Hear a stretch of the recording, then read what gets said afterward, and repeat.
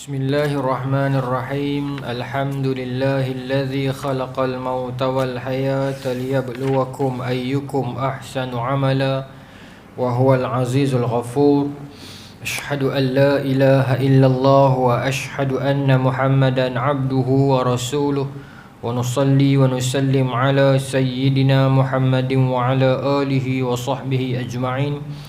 Radina billahi rabba wa bil islami dina wa bi Muhammadin nabiyyan wa rasula. Tuan-tuan muslimin yang dirahmati Allah sekalian, Assalamualaikum warahmatullahi wabarakatuh. InsyaAllah tuan-tuan, malam ni kita menyambung lagi pengajian kitab Qasasul Anbiya karangan Al-Imam Ibn Kathir. Kita masih lagi berada pada perbincangan Nabi Allah Ismail, tapi sudah pun berada pada fasa yang hujung dah. Lepas tu bila sebut tentang kisah Nabi Allah Ismail, tak terlepas lah daripada cakap tentang orang Yahudi ni. Kebetulan boleh lah kita selit sikit no. Tengok macam mana, insyaAllah. Baik. Kita sambung yang itu lah no. Okey. Waktu kita berhenti Nabi Ismail bila berbicara bahasa Arab tu, sambung no.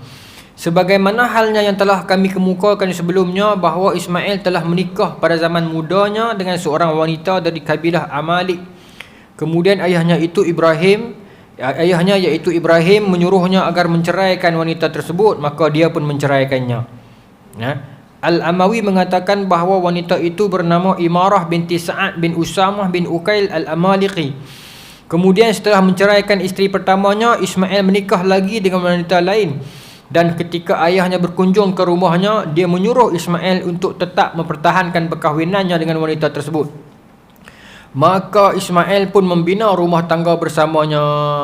Wanita kedua yang dinikahi itu bernama Sayyidah binti Madhad bin Amr al-Jurhumi. Baik, contohnya terkenal kot, tuan-tuan tahu dah. Yang bagaimana setelah Siti Hajar meninggal dunia, Nabi Ismail kahwin dengan seorang perempuan daripada Bani Amalik. Jadi Nabi Ibrahim selalu akan pergi tengok anak dia. Tak adalah selalu, tapi akan pergi tengok. Kemudian masa Nabi Ibrahim sampai ke rumah itu, isteri Nabi Ismail ni tak kenal bapa mentua. Dia tak kenal. Jadi bila Nabi Ibrahim sampai, Nabi Ismail tak ada sebut dalam riwayat, Nabi Ismail tak ada. Bila Nabi Ibrahim sampai, maka Nabi Ibrahim cakap dengan isteri Nabi Ismail tersebut, menantu ni. Maka Nabi Ibrahim tanya. Dalam riwayat kata Nabi Ibrahim tanya sikit dia. Nabi Ibrahim tanya macam mana hidup lah. Tu apa abang? Apa macam mana kehidupan lah? Macam tu je. Bini Nabi Ismail ni cerita A to Z. Contoh pak cik tak tahu ke, kami lah tengah susah ni. Apa nama ni? Subsidi habis depa tarik balik ni, bil elektrik nak naik pula, bonus pun bulan 2 baru dapat. Dia cerita macam mana? Bini cerita kan. Cerita A to Z ni. Padahal Nabi Ibrahim cuma tanya, apa khabar lah, kehidupan okey ke tak kerajaan baru ni? Ini saya tambah lah kan? Apa okey ke tak? Dia cerita tuan. Maka lah Nabi Ismail kata kepada isteri, kepada menantu ni, Nabi Ibrahim kata kepada menantu ni, tak apalah pakcik pun nak balik dah. Maka isteri Nabi Ismail kata lah, pakcik nak balik dah, tak sempat jumpa lelaki saya. Tak apa. Ada pesanan tak pada dia? Abang dia alang pintu rumah ni tukar. Tak apalah. Maka Nabi Ibrahim pun balik. Bila Nabi Ismail balik punya rumah, dalam riwayat kata bini dia ni terlupa. Kalau cerita lain, terlupa nak cerita kat Nabi Ismail yang kedatangan Nabi Ibrahim tu. Maka Nabi Ismail sendiri dia boleh rasa, dia kata macam ada siapa-siapa mai tak tadi? Riwayat kata macam tu kan. Maka bila kita mujuk abang tanya, cik baru teringat. Kalau cerita lain kan. Maka ni ada satu orang tua ada main duduk tadi ni, singgah nak jumpa abang, cik jamu ayak. Lepas tu sembang-sembang tu lah. Dia ada pesan apa-apa tak kat abang? Betul Nabi Ismail tanya kan. Maka isteri dia kata, ada. Dia suruh tukar alang rumah. Cantik. Tu ayahku itulah Nabi Ibrahim Khalilullah. Dia main, dia pesan suruh ceraikan Maka Nabi Ismail pun menceraikan dia. Baik. Tak apa, kita sambung cerita dulu. Kemudian Nabi yang diceraikan ini perempuan daripada Bani Amalik. Kemudian Nabi Ismail menikah pula dengan perempuan Bani Jurhum. Bani Jurhum ni lah, Bani ni lah yang belah dia. Bani Jurhum ni lah yang, tuan-tuan ingat tak, yang lepas Siti Hajar dapat ayat Zam-Zam tu, yang Nabi Ismail masih lagi bayi, ada satu kafilah, dia lalu, dia nampak burung duk pusing kat air Zam-Zam tu. Maka dia pergi jumpa dengan Siti Hajar, kata, kau duduk sini ke? Ya, boleh tak kami nak tumpang duduk sini sama? Maka Siti Hajar kata, boleh. Dengan syarat, ayak ni aku punya. Kan? Ingat kita pernah cerita yang tu dulu kan? Okay, baik. Kafilah tu lah Bani Jurhum. Tuan-tuan nampak tak Bani Jurhum macam mana? Beradab, menggunakan bahasa Arab yang orang kata apa, fusha, Arab yang penuh dan sebagainya. Dan Bani Jurhum ni lah yang mendidik Nabi Ismail tentang adab, tentang akhlak, tentang memanah dan sebagainya, tentang bahasa, budaya terutamanya lah. Nabi Ismail bukan Arab. Nabi Ismail bukan Arab. Arab, Nabi bangsa Arab 4. Nabi Hud, Nabi Saleh, Nabi Syuaib, Rasulullah SAW. 4 orang. Baik. Maka Nabi Ismail pun menikahlah dengan perempuan Bani Jurhum ni. Bila menikah, lama kelamaan Nabi Ibrahim mai pula. Nabi Ibrahim pula jumpa menantu yang baru lah. Pun same things. Nabi Ismail tak ada rumah. Duduk tumpang minum air sat. Maka Nabi Ibrahim tanya benda yang sama. Apa abang hidup lah ni, okey ke tak? Alhamdulillah, sabih. Semua okey kau, kelengkapan semua. Alhamdulillah. Tak cakap banyak. Maka Nabi Ibrahim pun nak cakap banyak apa kan. Bukan dia kata tak apalah, pakcik nak balik dulu, tak sempatlah jumpa Encik Ismail tu. Pesan kat dia, alang pintu ni kekalkan. Itulah tuan-tuan, benda tu dalam dunia sekarang pun berlaku. Kadang-kadang kita suka buat keluar apa yang dalam rumah tangga kita cerita. Kadang tak patut cerita pun kita cerita. Cerita ni tuan-tuan, tak semestinya cerita sedih yang kita tak bagi. Tak semestinya kita nak cerita ke orang buruk suami kita. Jangan cerita lah lelaki aku ni jenis barang, jenis pukul anak. Yang tu memang larang lah, tak bagi. Kebaikan pun kalau boleh tak payah cerita sangat lah. Esok orang perempuan lain ambil marah pula. Kan? Cerita lah suami saya lah sweet sekali. Dia pandai masak nasi goreng pagi-pagi. Dia lah basuh baju, dia lah sidai baju, dia kutip baju pula. Lepas tu dia basuh pula, sidai pula, kutip pula. Perempuan lain berkenan. Kita orang lelaki, kita bukan minat sangat perempuan ni kan. Dah ngorak kita nak buat ke mana? Kan? Orang bini sendiri duk puji. Maka perempuan lah ni tak tahulah, bukanlah semua. Mungkin orang jatuh hati bagusnya suami macam tu kan. Memang dia ada, tak tahulah, saya nak abang, tak tahu saya muda lagi. Saya tak ada lah perasaan tu.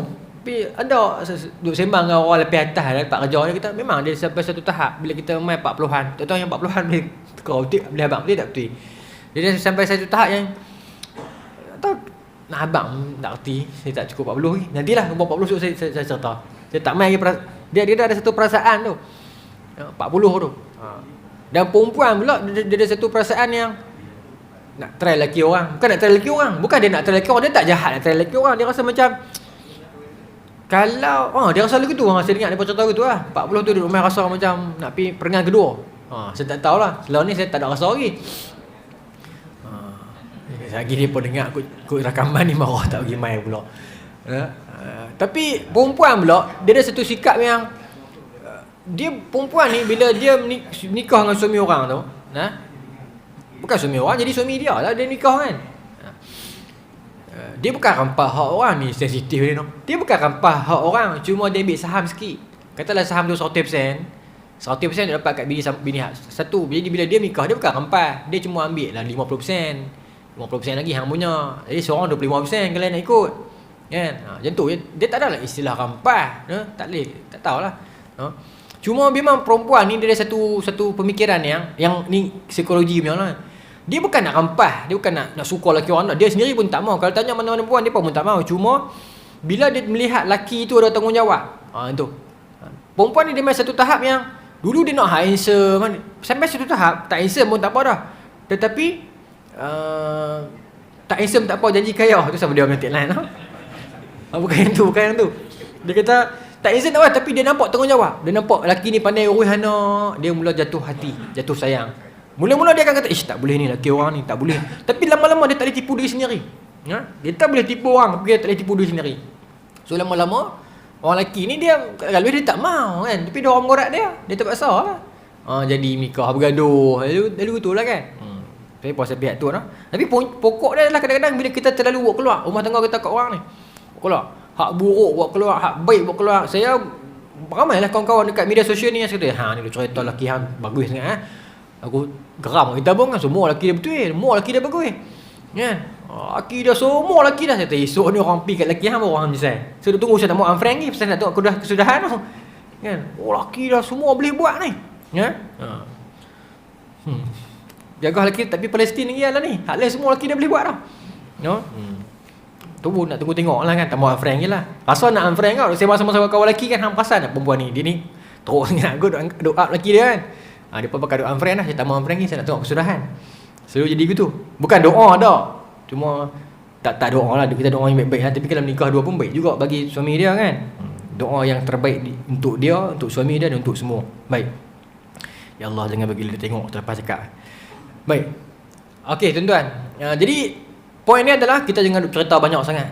Hatta suami pun jangan duk cerita banyak sangat. Duk cerita bini kita segala-galanya, tak payah. No, tak payah. Dalam kelambu ni simpan cukup. Dan dalam tu duk cerita banyak. Ya, kita sekarang kita jadi suka cakap. Kita selalu suka banyak bercerita, no. Dan orang pula suka dengar, tuan-tuan, no. Lah orang lagi suka dengar benda-benda peribadi. Sebab tu perbincangan dekat internet ni, perbincangan kadang-kadang dia buat santai kan. Cakap benda-benda kosong, benda-benda peribadi ya. Tapi kita boleh tunggu melengung dengar lama, sejam setengah, 2 jam. Seronok dengar cakap peribadi ni. No? Cakap fakta-fakta ni korang dengar. No? Tak apalah. Lepas tu yang bini kedua tu, bini yang satu lagi tu, Bani Jurhum itu, maka dia sengak, dia tak cakap banyak. Okey, ya. Bukan isteri tak ada hak untuk cakap banyak. Isteri boleh cakap banyak, cakap dengan suami ya. Jangan cerita kat orang lain banyak. Dengan suami tak apa. Kadang-kadang kita tak larat dengar. Dia dapat cerita, cerita. Bini saya ni lah tengah di musim Palestin. Allah. Saya duduk di ruang tamu, dia cerita. Abang nak tahu tak? Sejam setengah dah cerita saya pasal Palestin. Saya pergi dapur nak ambil nasi. Dia main pula. Abang tengok dah semalam hospital tu. Tapi kita kena sabar lah kan. Pasal dia tak ada kawan nak cerita di luar. Jadi dia cerita kat kita.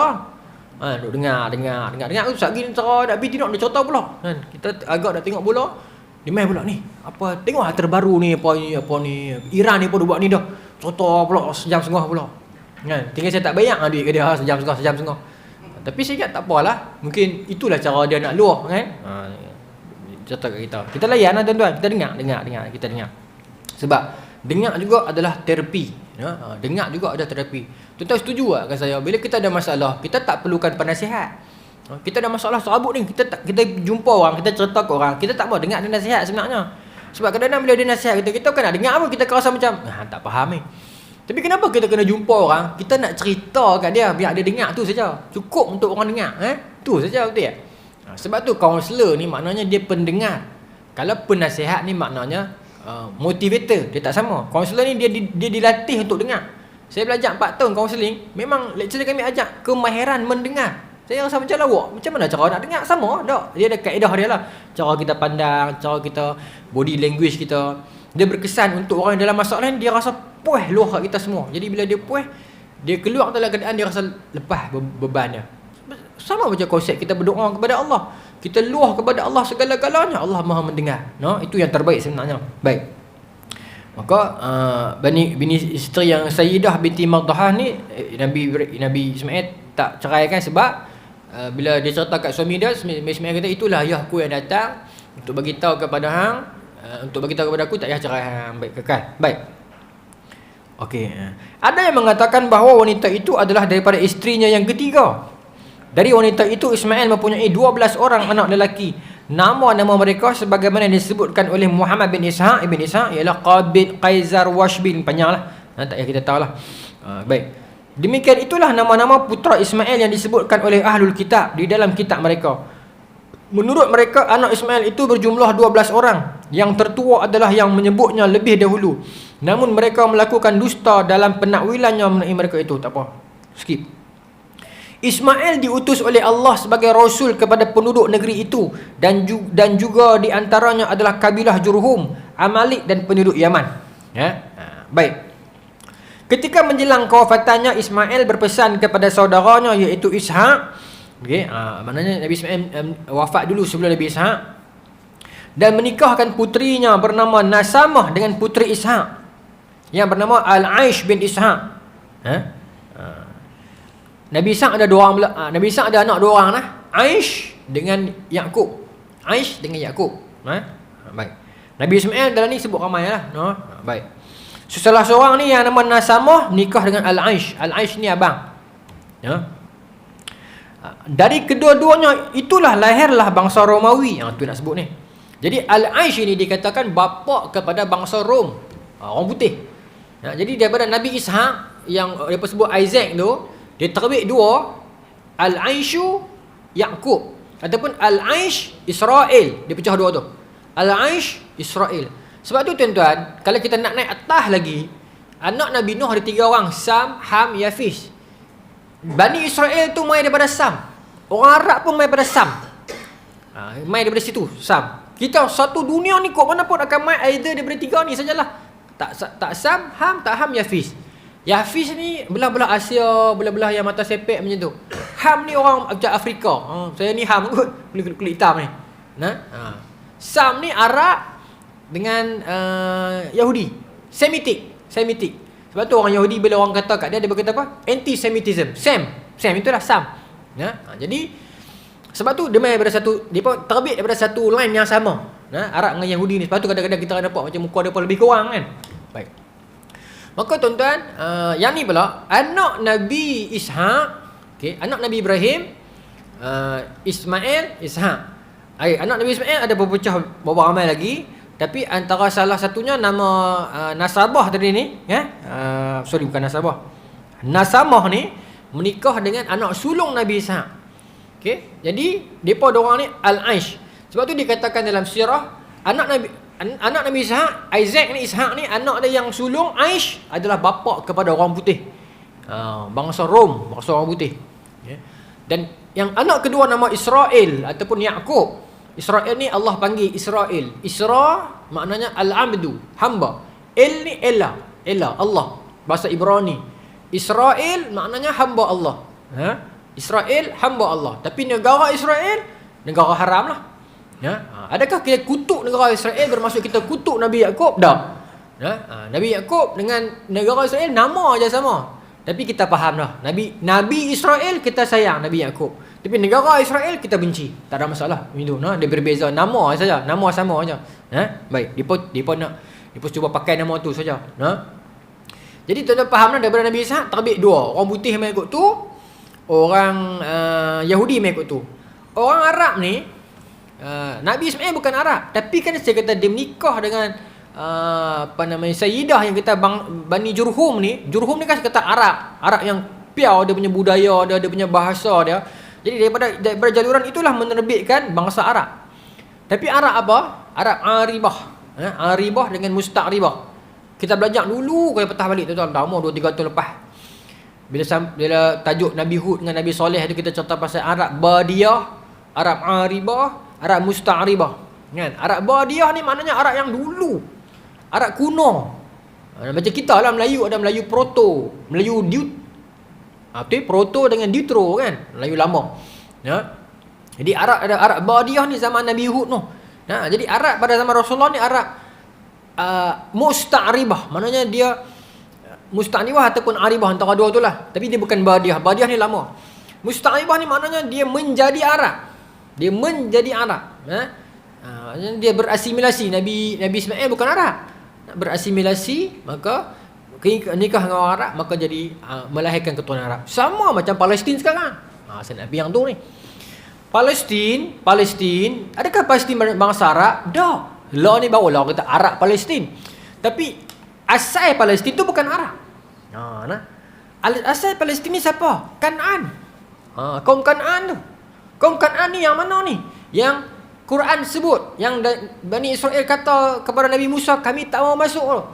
Kan lepas Bani Israel keluar daripada Laut Merah, lintas Laut Merah, kemudian Nabi Musa kata, jomlah kita pergi ke tanah yang dijanjikan Allah tu kan, the promised land tu.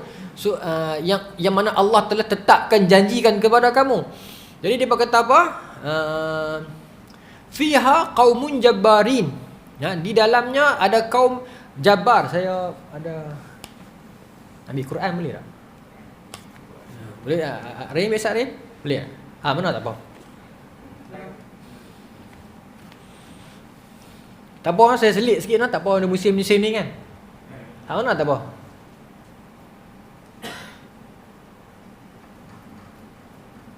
Wah, lelaki senang kan, dia ambil terus. Kalau perempuan dia perhati tu, tengok satu-satu corak dia apa semua. Baik, masih. Dia tanya kita, ni boleh tak? Dah sama je kan. Surah Al-Ma'idah.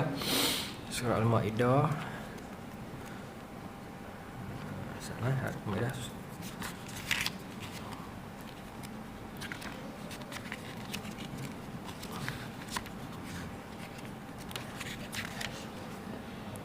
Surah Al-Maidah 106.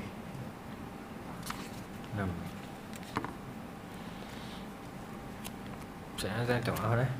Saya tak hafal tu, saya takut silap ni. Okey, nah saya rasa saya 106. Surah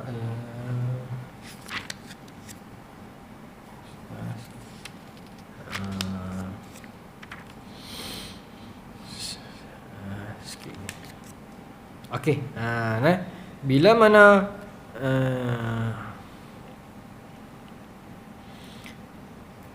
Nabi Musa kata kepada kaum dia, ya qaumi dukhulul ardal muqaddasah allati kataballahu lakum.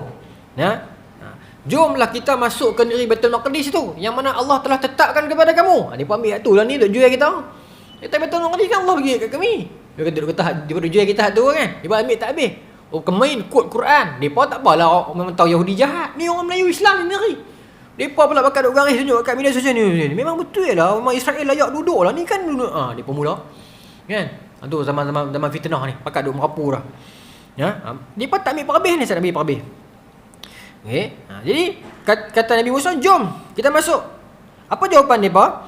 Qalu ya Musa inna fiha qauman jabarin. Wahai Musa, dalam tu ada kaum jabar.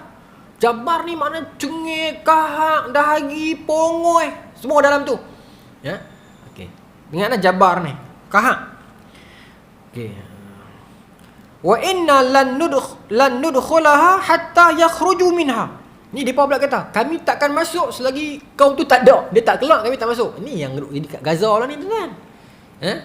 Depa tak nak berani masuk lah. Gempangnya. Baling roket kat jauh berani. Nama kata depa nak pergi serang kod darat, tak tahulah kod saya salah. Tapi setakat lah ni, saya dah sebut benda ni lama dah. Setakat lah tak salah lagi lah. Depa tak berani masuk. Depa berani Pahang, kod sepadan, Gempang tu. Depa nama kata nak masuk dalam Gaza, depa tak berani. Tapi depa duk jual, suruh keluar. Depa dah masuk Gaza 67, tahun 67. 2005 depa keluar. Pasal depa tak tahan di Gaza, pasal lain macam orang Gaza ni. Depa nak masuk pula silap besar kalau depa masuk. Pasal tu depa duk gempak suruh keluar. Kalau depa masuk, tak tahulah kot depa masuk. Lepas ni saya tak tahu, tapi setakat yang saya duk faham depa tak berani lah. Depa masuk, depa bunuh diri lah. Pasal dalam Gaza tu tak perlu Al-Qassam angkat senjata. Budak yang tak ada apa boleh angkat batu. Terau tu. Kemudian kalau berlaku perang dalam banak Gaza, dia panggil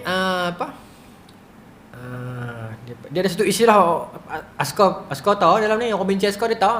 Dia tak gerila kan, dia akan berlaku gerila kalau berlaku perang macam tu. Okey. Jadi bila berlaku macam tu, gerila ni tuan-tuan baca sejarah. Tak pernah lagi tentera negara besar yang menang gerila. Tak pernah lagi. Selalunya gerila ni dia akan menang oleh grup. Dulu ataupun grup ataupun tentera-tentera kecil. Saya bagi contoh. Perang Vietnam, US tiarap kena dengan tentera Vietnam, gerila. Soviet masuk Afghanistan, kena gerila. Tiarap Soviet balik 10 tahun balik, Luai balik Rusia. Amerika Syarikat balik. Taliban duk main playground tengok lah ni kan. Seronok dia balik, tak boleh makan. Jadi kalau berlaku juga, saya ingat depa tak boleh masuk. Depa tak berani masuk. Kalau depa masuk juga, depa kena tibai. Dan depa pun tahu benda tu. Lepas tu depa duk bergantung dengan alat mahal. Baik. Jadi dia berkata wa inna lan nurkhulaha hatta yakhruju minha. Fa inna yakhruju minha fa inna dakhilun. Kalau depa keluar baru kami masuk. Baik. Okey, maka Nabi Musa pun duk bagi depa lah. Nabi Musa kata kalau kamu masuk, sebenarnya Allah dah tolong dah. Kamu masuk, kamu akan menang. Ini zaman dululah, bukan sekarang lah. Depa tak mahu juga penakut. Sebab sambung lagi dia berkata qalu ya Musa inna lan nudkhalaha abada. Wahai Musa, kami takkan masuk selama-lamanya. Ni Nabi Musa kata jomlah masuk, Allah dah janji dah untuk kamu. Ya Musa lan nudkhalaha abada. Kami takkan masuk selama-lamanya. Abada ni maknanya forever. Tu untuk Bani Israel ni. Tak boleh masuk. Kami tak mau masuk. Tak cukup dengan tu dia berkata apa? Izhab ataupun fazhab anta wa rabbuk faqatila inna hahuna qa'idun. Lah ni macam nilah Musa, hang nak perang sangat. Izhab anta wa rabbuk. Hang dengan Allah pi perang dua orang. Tu berkata lagu tu. Ni baru lepas Allah tolong mereka ni, yang berda Laut Merah. Mereka boleh kata kat Nabi Musa, nak perang sangat, hang dengan Tuhan hang, pergi perang dua orang. Nahnu hahuna qa'idun. Kami duduk. Qa'id ni duduk. Kami duduk tang ni. Kami tunggu tang ni. Habislah perang. Tu, Bani Israel punya perangai. Dia kata kat Nabi dia lagu tu. Baik. Ada sikit lagi saya boleh sambung Tak apalah bila dia buat perangai lagu tu, tuan tengok ayat seterusnya kata Allah apa? Fa innaha muharramatun alaihim 40 sanah. Fa innaha muharramatun. Muharramah. Depa ni dia maf'ul. Diharamkan untuk depa masuk. Diharamkan untuk depa masuk 40 sanah. 40 tahun depa haram masuk tanah tu, tak boleh masuk. Buat cara macam-macam tak boleh masuk. Hatta masa tu Nabi Musa ada pun tak boleh masuk kan. Depa sesat di lembah Tih dan sebagainya, sampai habis zaman Nabi Musa. Contoh tu panjang tuan-tuan. Nanti kita sampai bab Nabi Musa, mungkin saya akan selit juga masuk. Dia akan relate dengan cerita yang Nabi Musa tampak malaikat maut tu. Dia ada kaitan. Lepas tu Nabi Musa dah wafat, Nabi Harun pula. Nabi Harun pun dah wafat sampai mai zaman Nabi Yoshua bin Nun, barulah depa berjaya. Itu pun selepas apa? Selepas 40 tahun dan selepas geng-geng yang sembah berhala Samiri buat tu mati habis dah. Kelompok kedua ni dah piau, dah cuci dah, barulah boleh masuk. Itu pun tuan-tuan, yang masuk tu Nabi Yoshua kata dia dah tapih dah. 3 jenis manusia jangan masuk. Yang menikah tak setubuh lagi, yang buat rumah bumbung tak siap lagi. Tuan-tuan tak boleh masuk lah. Buat masjid tak naik bumbung ni, tak boleh masuk. Macam ni sebutlah hadis Sahih Bukhari Muslim, yang dah buat rumah lam yarfa' tak naik lagi buyutan, lam yarfa' suqufaha, yang dah buat rumah tapi tak naik lagi bumbung dia, tak boleh ikut. Yang ketiga, orang yang belum datang, yang hamil tapi tak beranak lagi, jangan ikut. 3 golongan ni adalah maknanya tu. Tapi maknanya Nabi Yoshua dah tapih dah, pergi perang nak masuk Palestin lah ni. Perang pertama depa nak lawan kaum Jabar ni lah. Tapi bukanlah masuk semuanya, masuk sempadan sikitnya, menang. Allah takdirkan menang. Itu pun sebab pertolongan Allah. Allah sengkat matahari daripada turun kan. Nabi sebutlah hadis inna syamsa lam tujbas li bashar illa li Yoshua. Matahari tak pernah turun, tak pernah tunduk kat orang melainkan kepada Nabi Yoshua. Maka tunduk. Nabi Yoshua minta kepada Allah, Allah masibha alaina, ya Allah hentikan dia untuk kami. Maka matahari berhenti. Untuk bantu Bani Israel ini menang dalam perang Baitul Maqdis tersebut. Menang pun bukan menang keseluruhan Palestin, menang sikit. Bila menang, mereka kumpul semua harta rampasan perang duduk depan tu. Sebab syariat zaman dulu adalah harta rampasan perang tak boleh makan, tak boleh ambil. Syariat kita boleh. Ada hadis yang lain, Nabi SAW kata ada 5 benda yang Allah bagi kat aku, tak bagi kat Nabi yang lain. Antaranya adalah harta rampasan perang boleh makan. Nabi dulu tak boleh. Antaranya lagi apa? Tempat semayang.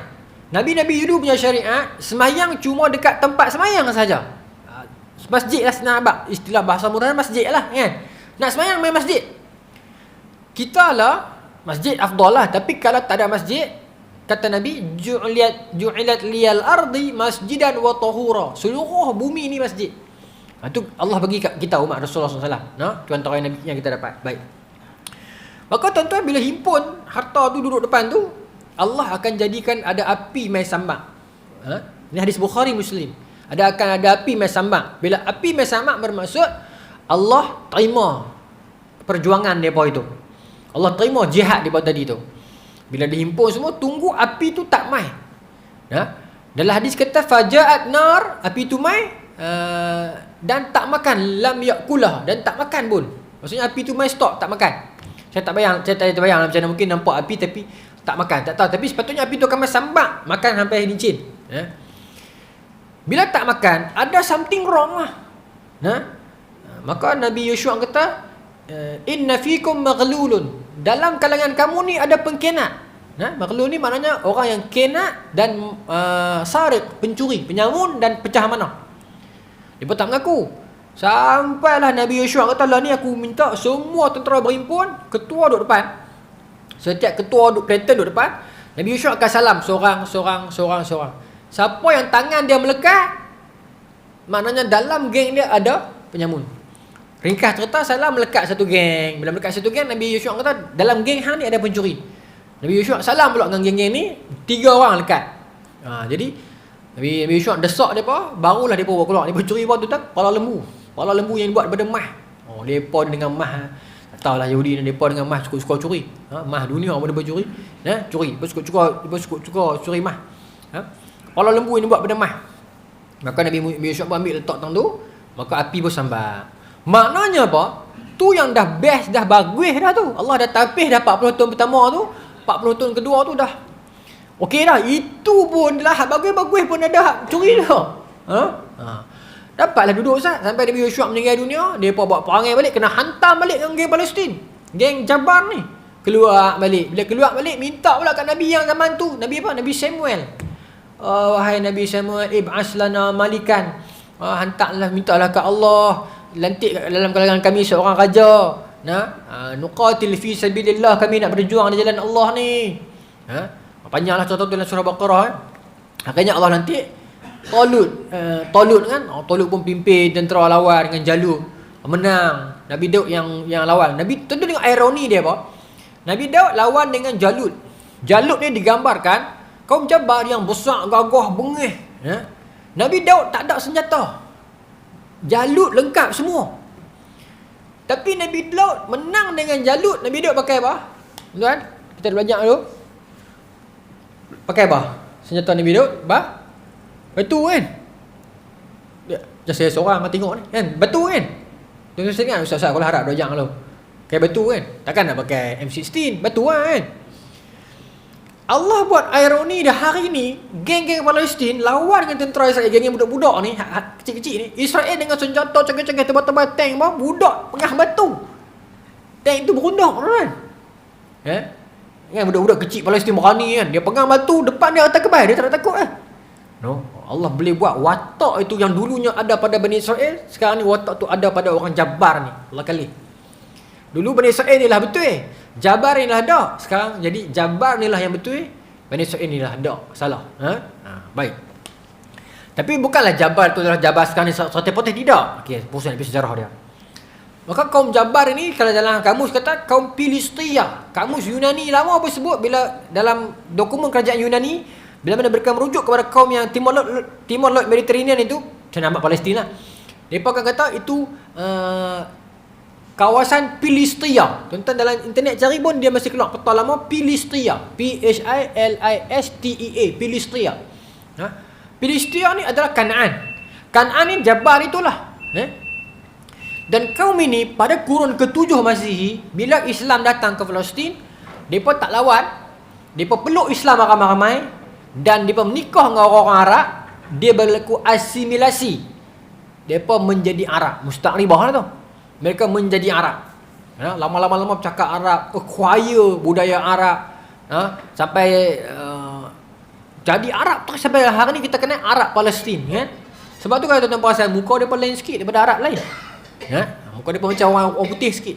Perasan tak muka depa smart-smart sikit. Itulah bangsa Palestin. Cuma sekarang ni Palestin itu adalah dah berasimilasi dengan orang Arab lah. Cuma kata apa, jati dia asal itu kaum yang cengeng, yang Jabar itu. Baik. Diharamkan untuk mereka masuk selama 40 sanah, selama 40 tahun. Sebab itulah almarhum Syahid Syekh Ahmad Yasin, dia pernah buat satu prediction yang Israel ni akan lenyap 2027 kan? Adakah betul ramalan itu? Kita tak boleh kata, tak tahu kan? Itu bukan ramalan, itu firasat. Syekh Ahmad Yasin tak ramal, cuma firasat. Sebab Syekh Ahmad Yasin Syahid dia bersandarkan kepada hujah ayat Muharramatun tu. Diharamkan untuk depa 40 sanah. Jadi Syekh Ahmad Yasin faham sebab Allah sebut golongan itu nak hapuskan sesebuah golongan kena ambil masa 40 tahun. Satu fasa ni 40 tahun. Betul tak? Maksudnya lepas 40 tahun dia akan beralih geng lain pula. Walaupun kadang-kadang kita hidup lama, tapi kita perasan tak? Setiap 40 tahun ni dia akan berubah satu era, satu kelompok baru. Geng-geng tutup menekan tinggal dah. Lah geng-geng kita pula jadi pop-pop menekan.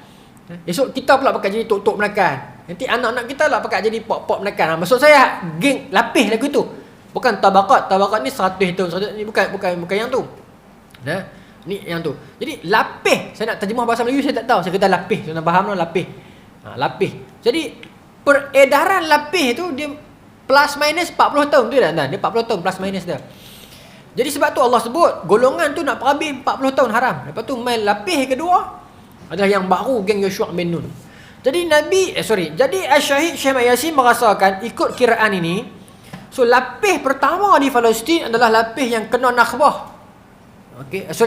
Lapis sebelum Nakbah. Yang kena Nakbah iaitu Nakbah selepas Nakbah 48 macam 47 berlaku keputusan PBB tahun 47 sampai tahun 87. 1947 sampai 87 berapa tahun? 40. Itu batch yang pertama yang menerima Nakbah.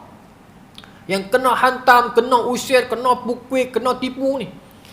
Lepas tu dia kata itu batch pertama. Batch kedua ni batch kebangkitan. 87 sampai 2027 lah, kalau 40 tahun. Sebab tu tuan-tuan, kebetulan Hamas tertubuh tahun bila? 87. 1987. Dan intifada yang pertama Palestin berlaku tahun bila? 87. Jadi kata saya masih merasakan batch kedua ni adalah batch yang intifada. Baling batu, berani lawan. Dan batch ini akan tamat 2027. Dan batch ketiga dia akan sambung pada 2027 lah.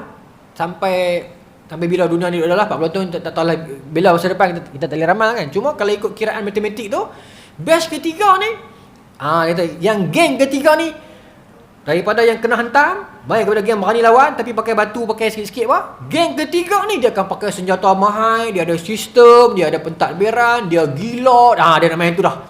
Sebab tu Syekh Messi meramalkan bukan 2027 Israel musnah. Saya terjemahan dia bukan begitu. Kalau kita faham betul yang Syekh cakap, bukan terjemahan 2027 dia. Bermula 2027 tu dia akan main fasa dia nak kena. Dia proses pelenyapan berlaku pada itu. Yang tu. Adakah itu ramalan? Tak. Saya bukan itu ramalan, itu firasat. Dan firasat juga berdasarkan hujah. Bukan kalau ramal dia cakap kosong lah. Dia dengar pada mana-mana bisik ke dia cakap. Itu ramal, bukan. Ini Syekh Ahmad Yasin firasat dan dia juga orang yang berjuang. Syahid, beliau mati syahid 2004 kena bom daripada bom helikopter Apache. Jadi maknanya macam itulah. Sana bang-bang. Maksudnya kita sedang menantikan generasi itu. Duk ada dah generasi itu, duk ada dah. Dalam buku Dr. Mazli Malik tentang Al-Qassam dan Hamas, buku tahun 2014 saya baca, ada di rumah. Hamas dan perjuangan Al-Qassam. Depa buat main interview channel barat, channel Al Jazeera kot, interview komander, kalau bukan komander pun general macam tu lah. Menteri Pertahanan Israel kot. Tentang komen depa tentang Qassam. Masa tu Qassam tengah baru naik masa 2005, 2000 tu mereka duk main, duk buat drama dah. Kata Menteri Pertahanan ni, kalau saya silap Menteri Luar. Tapi Israel dia punya orang. Dia kata kami pun tak faham, dia kata dengan Qassam ni. Maksud dia tak kata Qassam, dia sebut Hamas lah. Seolah-olah Hamas ni melahirkan spesies yang baru untuk orang Palestin. Seolah dia ubah dia spesies yang baru.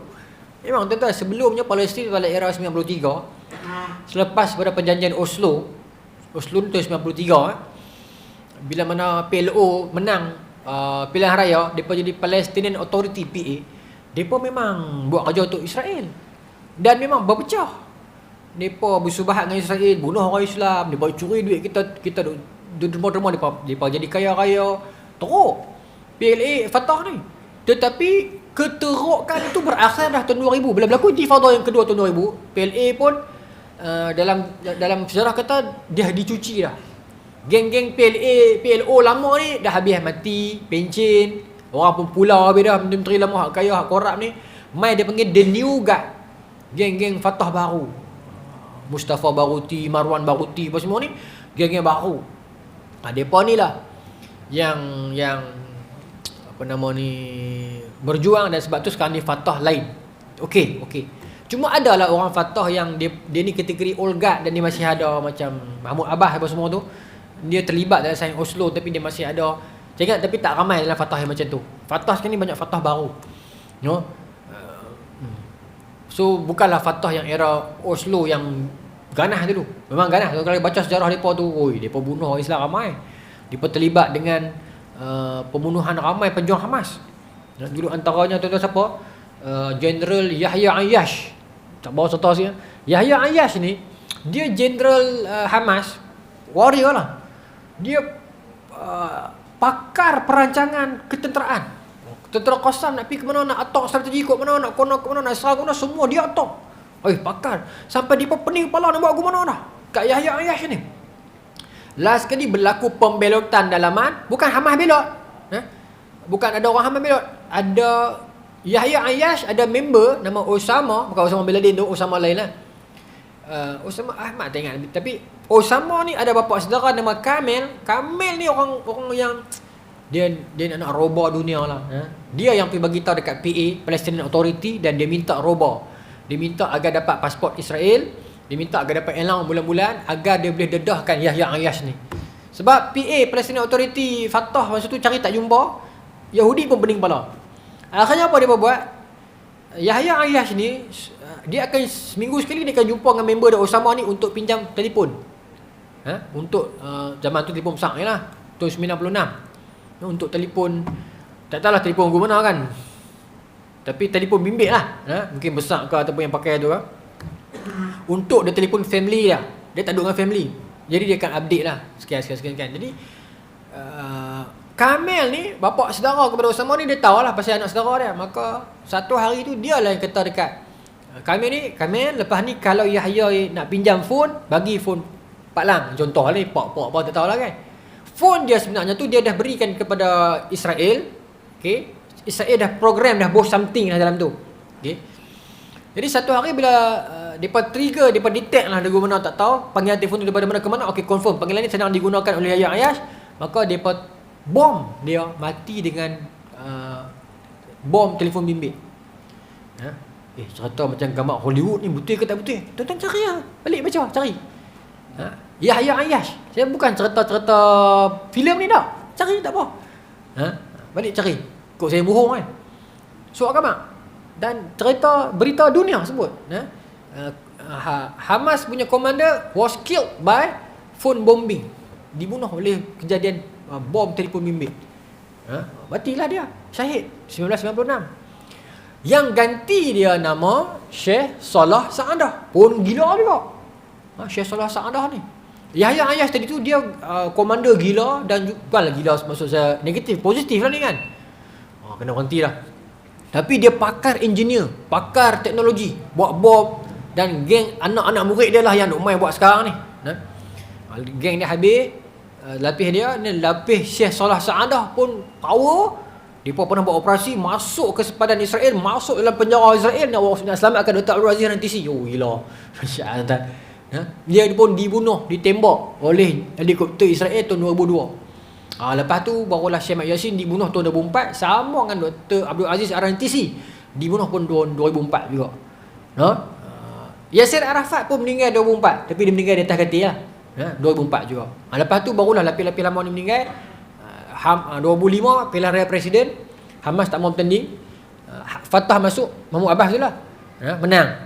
2006 pilihan raya tempatan, barulah Hamas masuk. Bukan nama Hamas masuk atas nama Al-Islah, apa nama parti, Al-Hizbu Islah wa, tak ingat satu lagi perkataan tu, Islah wa Hurriyah kau, tak ingat. Tapi bukan nama Hamas lah. Menang. Jadi Hamas lah jadi PA. Cuma dunia tak iktiraf dia, dunia iktiraf Fatah juga. Lepas tu Mahmud Abbas naik. Mahmud Abbas memang dah menang sebelum tu, tapi dunia tak iktiraf Hamas. Tapi sekarang ni dah okey dah. Malaysia pun terang-terang sebut kita iktiraf Hamas kan sekarang. Alhamdulillah. Baik, saya kena berhenti dah sudah Isyak. Jadi kita akan sambung bulan depan. Yalah, cantik Jadi anak Nabi Ibrahim, Ismail dan Ishak. Anak Nabi Ishak Aish dengan Yaqub. Bulan depan insya-Allah panjang waktu kita nak cerita yang tu lah. Pi ikut mana? Aish ni nak pi ke negeri mana? Yaqub ni nak mai ke Bani Israil, nak pi ikut mana? Bulan depan insya-Allah. Allah Ta'ala alam. Bismillahirrahmanirrahim. Allahumma razuqna fahman nabiyyin wa ifdal mursalin wa ilmal malaikatil muqarrabin wa hdina fi hidayatil arifin bi rahmatika ya arhamar rahimin walhamdulillahi rabbil alamin. Assalamualaikum warahmatullahi wabarakatuh.